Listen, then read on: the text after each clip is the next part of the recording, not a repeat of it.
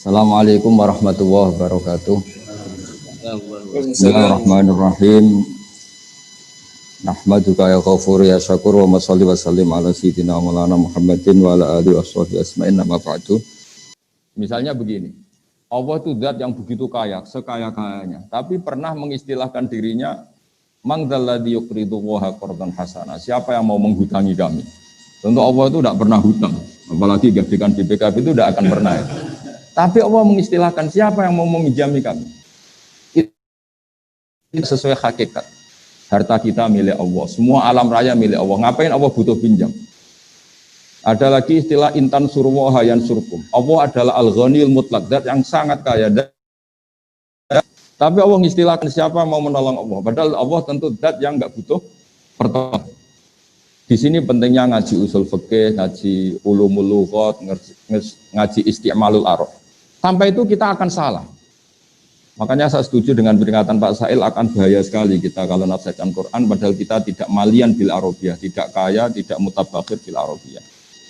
Meskipun kita pasti putus asa, kalau ingin alim betul pasti sampai innalillahi wa inna ilaihi raji'un tadi. Tapi kita semua boleh berperasaan alim, bukan karena apa-apa. Karena sebagian ulama mengatakan karena az-zahir. Kebenaran agama ini itu azharu min samsi dhahira, lebih jelas ketimbang matahari di siang hari.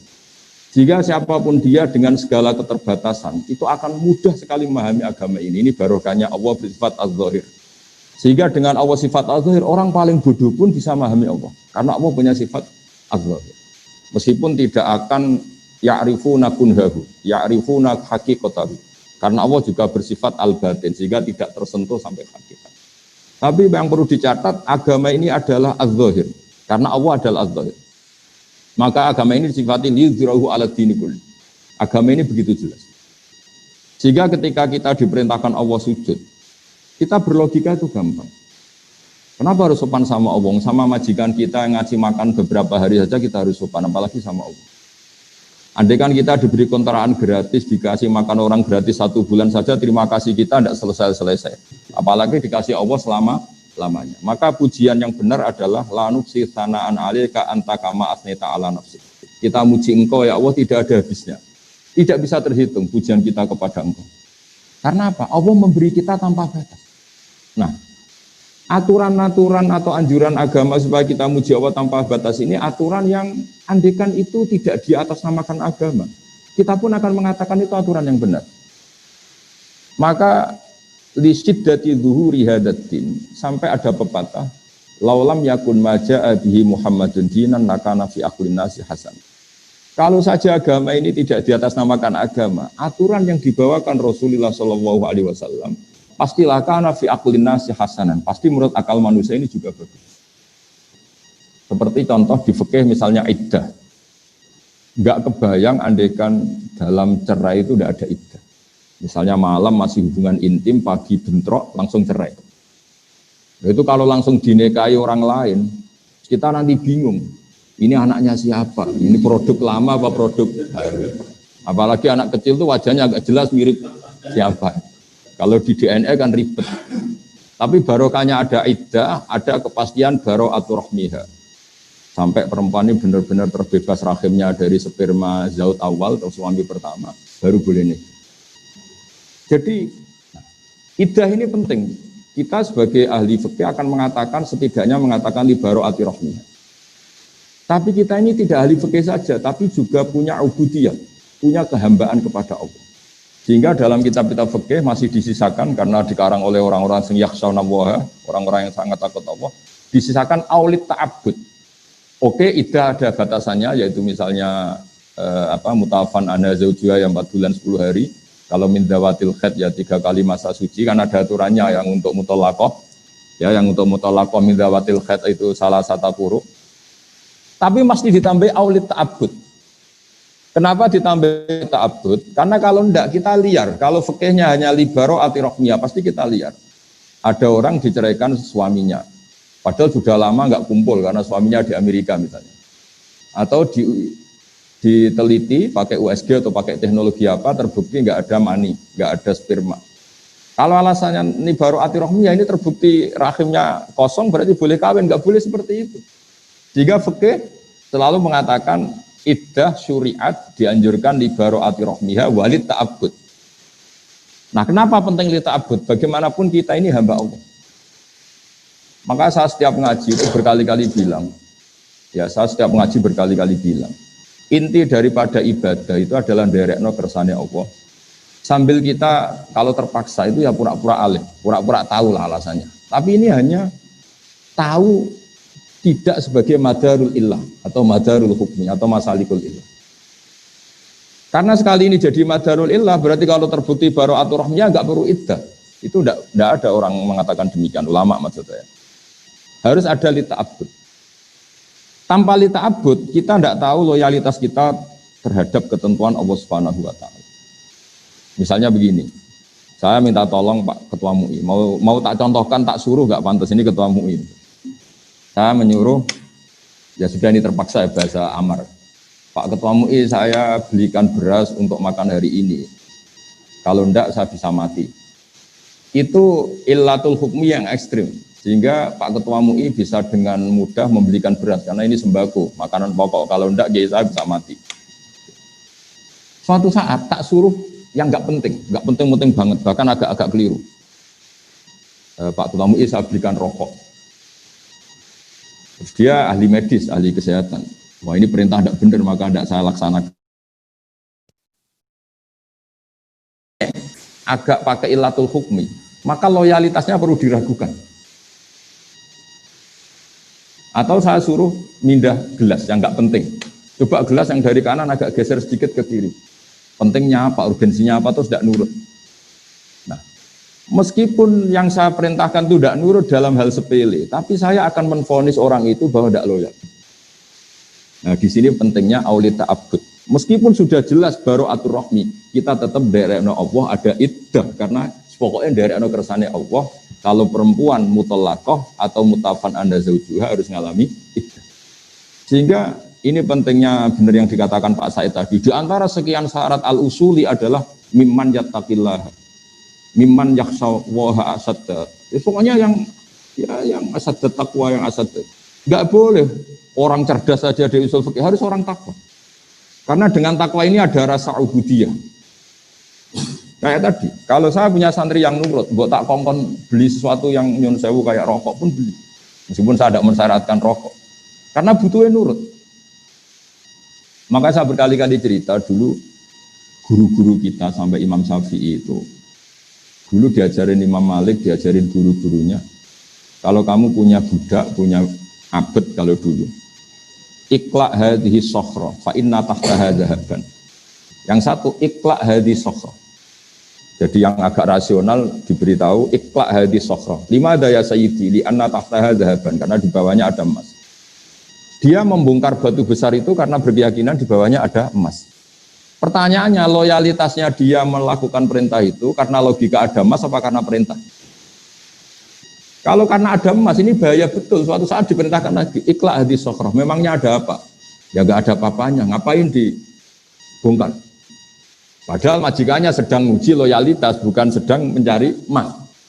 Nah, di sini selalu kita butuh. Di balik alasan illatul hukmi selalu ada ubudiyah. Dan itu yang dikatakan Pak Said tadi, di antara syarat sekian mustahil adalah harus takwa. Ya, barokahnya takwa ini bisa improvisasi terus. Selain cerdas ya, takwa atau tidak cerdas itu ya ruwet. Makanya dulu agama ini semua nabi pasti bersyarat selain sidik, amanah juga harus fatonah. Kalau fatonah tok tidak sidik, ngakali orang terus ya, orang boleh. Tapi kalau amanah tok tidak fatonah, diakali wong terus. Ini kan ribet. Makanya saya senang dengan urian Pak Said tadi, tapi saya mohon doa beliau karena beliau adalah alitrotu tohiroh, juga orang alim. Saya hanya mewakili sebagai orang Quran yang saya dapat barokahnya Quran, memang walaqad yassarnal Qur'ana lidzikri fahal mim mudzakir. Jadi saya ingin agama ini mudah, ya mudah aplikasinya, mudah prakteknya, mudah pemahamannya. Sehingga meskipun mereka nggak ngerti ilmu usul fikih yang itu untuk gelar doktoral tadi, dan itu penghormatan bagi orang Solo Tigo, karena diterangkan ilmu yang jelimet gitu. Itu kalau nggak untuk gelar doktor nggak mungkin. Jadi bagus itu, artinya ada penghormatan pada kita yang mendengar. Karena tadi itu ilmu papan atas ya. Saya aja yang sudah kiai agak bingung, apalagi yang enggak kiai itu masih apa? Cuma do gaya tok pura-pura paham. Tapi saya pastikan semua ilmu itu mudah karena tadi Allah sudah janji fa innal aqla mutarratun ila qabulil haqq, kata Imam Syafi'i. Akal itu akan dipaksa untuk menerima kebenaran. Sehingga mengawal kebenaran itu tidak perlu serius-serius banget. Yasiru wala tu'asiru, karena akal fa innal uqula mutarratun ila qabulil haqq. Akal ini pasti dipaksa untuk menerima kebenaran. Tadi misalnya agama ini berkonsep supaya ada iddah. Orang pasti tahu kenapa butuh iddah, karena nanti kalau ada bayi itu bayinya siapa, produknya siapa. Tanpa ada iddah ditakutkan ada ikhtilatul ansab. Anak ini anak bapaknya siapa enggak jelas. Nah itu andai kan enggak diatasnamakan agama, orang akan mengatakan memang aturannya harus demikian. Sebab itu agama ini sebagiannya disebut Allah fitratallahi allati fataran nasa alaihi. Agama ini agama apa? Agama menurut logika manusia pasti benar. Orang normal maksudnya, ini bicara orang normal. Haramnya khomer juga demikian. Kenapa khomer haram? Ya karena khomarul akal. Karena mencederai akal. Padahal menjaga akal termasuk wajib. Lalu yang dikatakan khomer apa? Ya dulu asirul inab. Dulu itu ya inab yang diperas. Lama-lama kenapa haram? Ini ilatul hukmi. Ya karena yukhomirul akla, merusak akal. Artinya terus fakullu ma khoromaral akla, yang merusak akal yang namanya khomer atau sama-sama muskir atau sama-sama haram. Itu ada masalikul ilah. Nah, kemudian ulama berdebat, apa kias itu penting? Ada yang mengatakan penting tidak penting, yang jelas nanti hasilnya sama. Ada yang cara ulama ngendikan nggak perlu dikatakan kias, cukup dikatakan min itlaqil ba'di wa iradatil qul. Jadi kalau Allah mengharamkan fala taqul lahuma uffin, sekedar bilang hus saja haram, apalagi yang di atas hus. Atau al murad bin nahyi an qauli uffin adalah at-tadajjur atau al-idza. Yang dikehendaki Allah haramnya mengatakan hus pada orang tua adalah al-idza. Maka apalagi nabok, ya apalagi nyadui. Apalagi membiarkan orang tua miskin utang-utang tonggo, itu ya agak haram juga itu. Jadi lah itu kan lagi-lagi dzauq. Mungkin orang dulu tidak mengistilahkan itu min itlaqil ba'di wa iradatil qul, atau mengatakan itu masalikul illah atau illatul hukmi adalah al-idza, sehingga apa saja yang menyakiti orang tua haram. Itu kan sudah dibahasakan oleh ulama. Karena mau tidak mau ulama butuh istilah. Untuk mempakemkan satu teori ada istilah, ada terminologi. Tapi tanpa itu pun agama ini bisa difahami. Itu yang disebut walaqad yassarnal Qur'ana lidzikri fahal min. Sehingga dulu saya ini termasuk pengagum cerita-cerita orang Bedui. Orang-orang Bedui itu orang yang jauh dari pemahaman. Tapi seringkali mereka kalau bikin natijah, bikin kesimpulan itu sering benar. Misalnya Nabi pernah ngendikan yadhaku rabbuna. Allah itu pernah senyum melihat ini, melihat orang sering jamaah, melihat ini. Si Arabi tadi mungkin tidak pati hafal jumlah yang Allah senyum kepada siapa saja itu nggak pati hafal deh. Cuma dia langsung takok. Awayat hakur rabbu ya Rasulullah. Apa Tuhan itu pernah senyum? Iya. Jawabnya Arabi tadi lucu. Lana dima min rabbin yadhaku khairan. Wah kalau Tuhan pernah senyum, biasanya orang senyum itu nggak mau menyiksa. Akan baik-baik saja. Jadi dan itu dibenarkan Rasulullah. Beberapa kali orang Bedui punya kesimpulan, Nabi ngendikan mansar rohu ayang duro ila ahli jannah fal yang duri ila hadza. Kalau kamu ingin melihat penduduk surga yang masih hidup, ya lihat. Jadi orang Bedui karena apa? Ya agama ini mudah. Lagi-lagi agama ini mudah. Sehingga orang yang enggak cerdas banget itu ya bisa paham. Meskipun enggak bisa ngistilahkan tadi. Ya pusing kalau orang bisa di kongilang masalikul ilah harus ada jamek. Mutorid munakis, jamek manek, nggak boleh ada farik. Itu, oh iya kalau nggak paham bisa bilang amin itu. Dianggap doa itu. Tapi ini kan cerita apa? Jadi karena tadi Pak Said sudah memberi ilmu yang luar biasa, ini saya bantu teman-teman Solo 3 supaya nggak perlu kaget. Itu semuanya mudah. Yang kamu nggak hafal itu hanya istilah, tapi nurani kamu akan paham. Karena walaqad yassarnal Qur'ana lidzikri fahal min muddakir. Jika dulu itu begitu mudahnya orang-orang Bedui memahami Islam. Sampai ketika Islam enggak difahami Ikrimah bin Abi Jahal, enggak bisa difahami oleh orang-orang kafir yang masih kafir zaman itu. Nabi kalau ngendikan ketika dapat informasi tentang itu hanya ngendikan gini. Misluhu la yajhalul Islam. Orang secerdas dia itu tidak akan bodoh tentang Islam. Akhirnya mereka yatafakkaru fil Islam wa yata'ammalu fil Islam. Akhirnya yang masuk Islam. Karena kata Nabi malah dipuji ketika mereka masih belum Islam, ditawarin Islam belum mau, tapi Nabi ngendikan misluhu la jalul Islam. Ternyata betul setelah Islam itu dikaji. Makanya pentingnya sulhul Hudaybiyah ketika semua perjanjian itu merugikan Nabi dan orang Islam, masyhur itu sulhul Hudaybiyah. Dan orang nggak bisa memahami sulhul Hudaybiyah karena di antara perjanjian itu sangat merugikan Islam. Kalau orang Islam masuk kafir harus dibiarkan karena kafir dianggap habitat. Kalau yang kafir masuk Islam harus dikembalikan. Itu kan satu perjanjian yang sangat-sangat merugikan. Tapi ada poin yang diinginkan Nabi yang orang nggak tahu zaman itu. Yaitu Nabi ngendikan, tapi syaratnya di kafir Quraisy boleh mendiskusikan Islam. Itu aja benar. Dan orang nggak boleh dilarang ketika berdiskusi Islam. Akhirnya apa yang terjadi? Fama yatakallamu ahadun fil Islam illa dakhala fihi. Orang diskusi Islam akhirnya masuk. Karena setelah diuji secara ilmiah pasti kecenderungannya orang Islam. Misalnya diskusi di Darun Nadwah. Tuhan kita sama Muhammad keren mana ya? Tuhan kita apa ya? Berhala itu. Yang kita mandikan, kita urusi, kalau rusak ya kita dandani. Dan Tuhannya Muhammad siapa? Yang menciptakan langit bumi.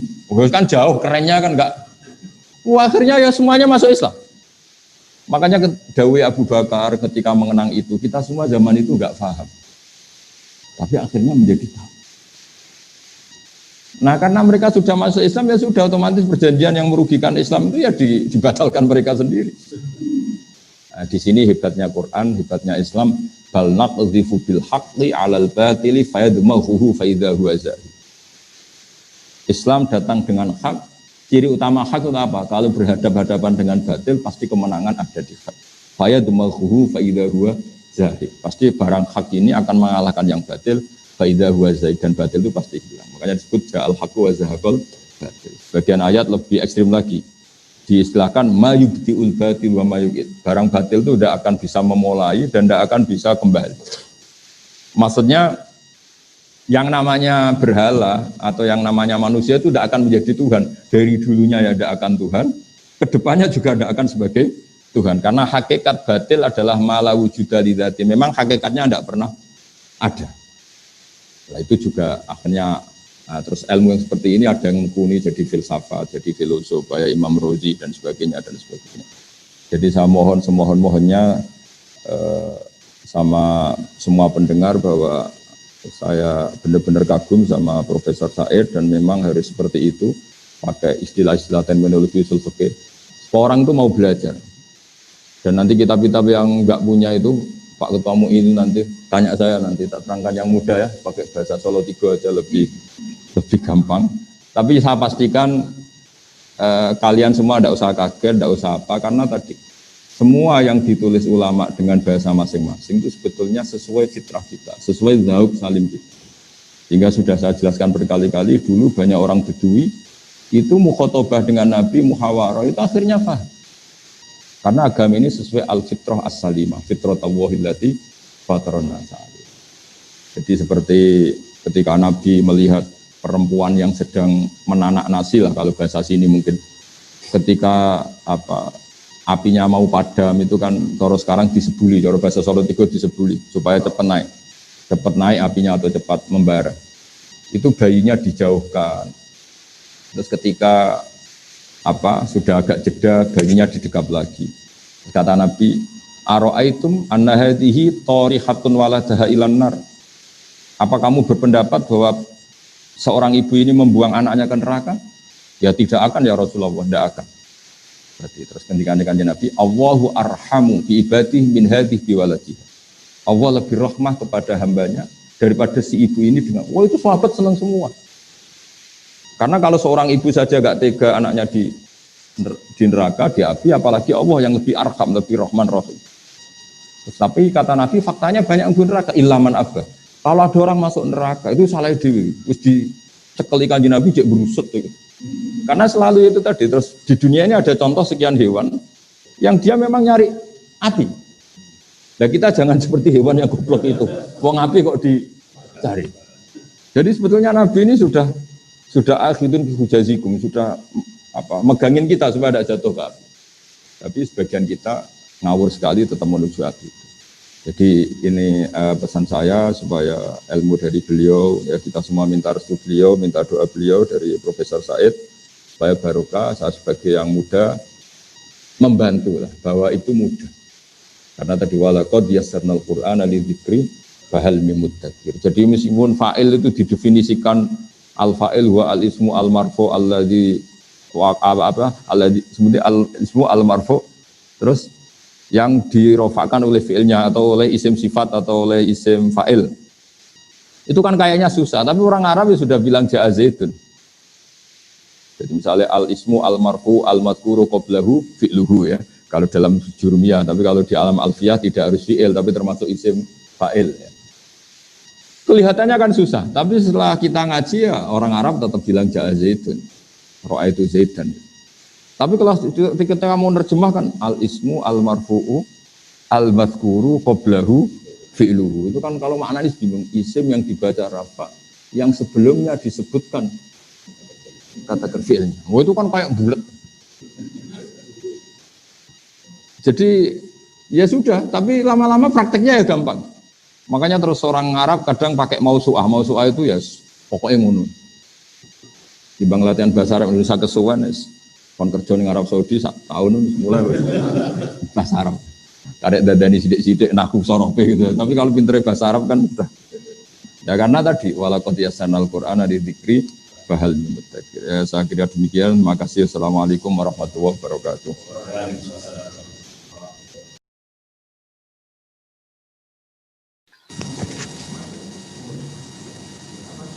Ya, bismillahirrahmanirrahim, sebagaimana yang dikatakan Pak Said, dan semoga ini jawaban terakhir karena ini sudah capek ini. Kalau semangat tok terus ternyata nggak paham karena capek itu. Ya realistis saja lah, karena kita mungkin wadahnya enggak luas-luas banget. Daripada nanti meluber kemana-mana malah gak jelas. Apalagi Pak Said tadi bilang ini mukaddimah. Begini ya. Agama ini kan sudah proporsional. Jadi misalnya korban udhiyah dalam mazhab kita kan tidak wajib. Tidak wajib dan kita punya tradisi i'ta'us syai' haqqahu atau tanzilus syai' manzilatahu. Ya sudah kalau ingin udhiyah dia monggo beli kambing, beli sapi. Tapi kalau orang itu ingin bersedekah dengan nilai kambing 3 juta, ya monggo sedekah saja ke fakir miskin. Tapi tetap saja jangan katakan bahwa uang ini pengganti udhiyah. Itu nanti terlalu musyarrek. Kita akan dituduh sebagai musyarrek, bikin syariat baru bahwa korban boleh pakai uang. Karena pikiran udhiyah dikatakan doha itu menyembelih. Uang kan nggak bisa disembelih, jadi ribet kan. Mbok ya, udah usah berpikir mengganti itu. Bukan levelnya lah ketua MUI Solo 3 Ijtihad itu bukan level. Tadi bisi saya, ngerayu saya supaya ngikuti istihad dia. Ya saya tidak mau lah tua saya kok. Ya fitnah. Oke. Artinya gini loh ya. Kalau misalnya ada seseorang yang nuraninya ingin lebih bersedekah dengan uang, dia monggo, tapi tidak perlu diistilahkan pengganti kurban.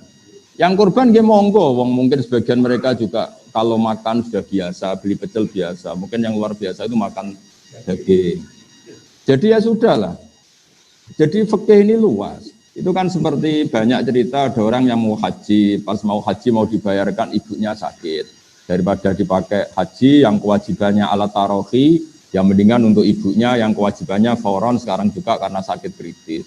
Agama ini dari awal kan mensyaratkan atau mengharuskan atau menyarankan terserah lah istilahnya itu al-aham fal-aham, prioritas kemudian prioritas. Ya sudah, tidak perlu diistilahkan pengganti-pengganti itu. Ya sudah, kalau melihat maslahatnya itu sedekah uang ya sedekah aja, tapi tidak usah dikatakan itu pengganti kurban. Nanti ada fikih baru namanya fikih Solo 3, ribet lagi nanti. Jadi ya yang rileks saja lah. Itu kan sedekah itu pilihannya banyak. Uang ya sedekah, pakai beras ya sedekah, mungkin pakai pulsa juga sedekah. Ada orang itu kemarin itu ada orang yang sering ngaji pakai streaming gini. Mintanya enggak sedekah uang. Coba saya kasih kuota 150. Jadi sedekah itu banyak, tapi tidak perlu dikatakan satu mengganti yang satu karena fungsinya beda-beda dan syiarnya beda-beda. Karena lafadz wal budna itu jelas disebut di Quran. Budna itu maknanya unta. An'am juga disebut. Terus ada kata wanhar dan sembelihlah, itu ribet kalau nafsirkan uang disembelih. Daripada ribet cobalah kita tidak perlu istilahkan pengganti korban ndak. Ada orang cara berpikir yang ini sedekah nggih monggo, yang berpikir korban nggih monggo. Kalau dia berpikir yang relatif gampang sekarang uang ya uang. Memang gampang uang kan, kalau beli kambing kan minimal 2,5 juta. Kalau Pak Ketua MUI hanya punya uang 500.000 kan mendingan sedekah uang. Kalau kambing malah tidak cukup. Jadi cobalah ini dipikir secara ringan tadi karena beliau sudah ngasih materi yang luar biasa. Saya terima kasih sekali sama Pak Said, kita semua istifadah. Selain dari seorang alim juga gurunya banyak. Akan zadana ilman ila ulumina, beliau nambah ilmu ke kita, menambah ilmu yang sudah ada pada kita. Yang jelas jangan ada tradisi musyarrah. Artinya kita bikin aturan baru.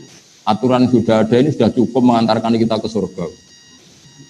Imatatul adza anitorik ya sedekah, menyingkirkan sakit dari jalan, bahkan takufu syarroka anin nas juga sedekah, tidak bikin hoak, tidak bikin fitnah, tidak melukai orang lain. Kalau kita yakin sebagai orang yang kena COVID, yang mengisolasi diri supaya nggak kena orang lain, itu juga sedekah karena takufu syarroka anin nas. Semua potensi kejelekan kamu jangan menimpa orang lain, itu juga sedekah. Sehingga orang kalau bawaannya baru akan emosi karena sedang tidak punya uang, awan-awan, siang-siang sebaiknya nggak usah keluar rumah. Karena bawaannya sinis pasti itu. Makanya di hadis ada aturan layak dilqodi wa khutban. Seorang pemimpin tidak boleh bikin keputusan ketika marah. Artinya di kehidupan kita juga gitu. Jangan ketemu orang ketika temperamental, jangan ketemu orang ketika tidak fit. Karena nanti bawaannya itu sengak, marah, sinis. Ketemu orang ya pas gini ya ini Pak Ketua MUI ini. Habis mandi, hidup baru happy, jauh dari istri, aman, ya, sudah. Jadi intinya sudahlah kita tidak usah jadi musyarek. Syariat yang diajarkan Allah ini sudah luar biasa. Bahkan sudah diumumkan al-yawma akmaltu lakum dinakum, agama ini sudah sempurna, tidak perlu kita tambahi, tidak perlu kita kurangi. Karena tadi untuk analisis itu cukup pakai ilmu. Sekali lagi terima kasih sama Profesor Said, semua sama Pak Irfan Hilmi semuanya. Saya sekaligus pamitnya yang nutup moderator, tapi saya juga menutup diri saya sendiri. Saya kira demikian. Assalamualaikum warahmatullahi wabarakatuh.